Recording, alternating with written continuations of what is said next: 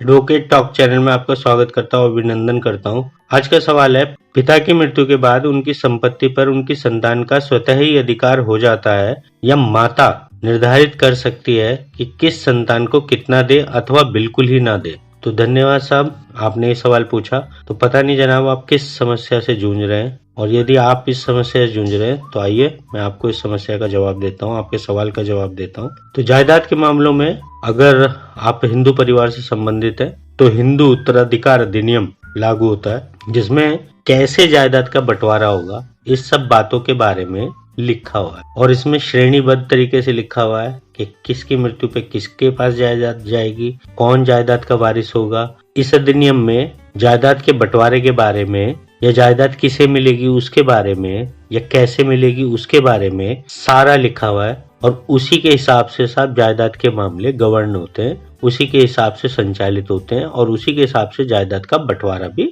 किया जाता है। अब यदि आपके पिता की मृत्यु हो गई है और यदि वो कोई भी वसीयत आपकी माता के नाम करके नहीं गए हैं, यानी निर्वसियत स्वर्ग सिधार गए हैं, तो ऐसे में वो जायदाद उनके वारिसों के अंदर बटेगी। आपके पिता के वारिस होंगे उनकी माता यदि जीवित है तो, उनकी पत्नी और उनके बच्चे, चाहे वो 2 हो, 4 हो, 6 हो या 12, फर्क नहीं पड़ता साहब। सब बच्चों में मिलेगी जायदाद, उनकी पत्नी को मिलेगी, उनकी माता को मिलेगी। अब यदि माता से मेरा तात्पर्य है आपकी दादी जान को, आपकी दादी को। अगर आपकी दादी जीवित नहीं है तो संपत्ति के ऊपर, आपके पिता की संपत्ति के ऊपर आपका अधिकार होगा। आपसे मेरा तात्पर्य बच्चों का अधिकार होगा और आपकी माँ का अधिकार होगा। आपने पूछा कि क्या माँ, आपकी माँ ये निर्धारित कर सकती है कि किस बच्चे को कितना हिस्सा दिया जाए और किस बच्चे को नहीं दिया जाए? जी नहीं जनाब, आपकी माँ इस बात को निर्धारित नहीं कर सकती।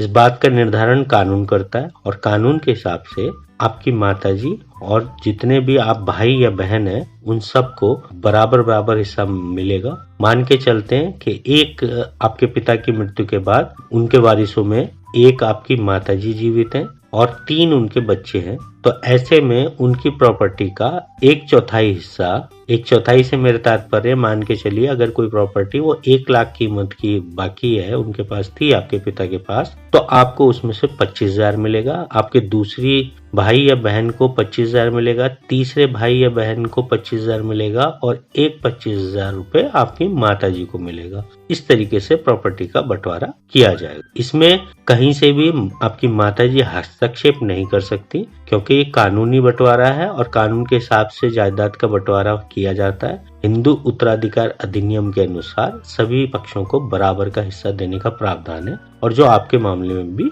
लागू होगा। इसलिए उम्मीद है आपको इस सवाल का जवाब मैंने दे दिया होगा। YouTube के सभी श्रोताओं का मैं दिल से अभिनंदन करता हूँ कि उन्होंने मुझे सुना। सिर्फ इतनी रिक्वेस्ट करना चाहूंगा कि साहब आप चैनल को लाइक कीजिए, सब्सक्राइब कीजिए, बेल आइकन को दबाइए, और जो करना है साहब कीजिए, क्योंकि कुछ ना करने से कुछ करना बेहतर होता है। धन्यवाद जनाब।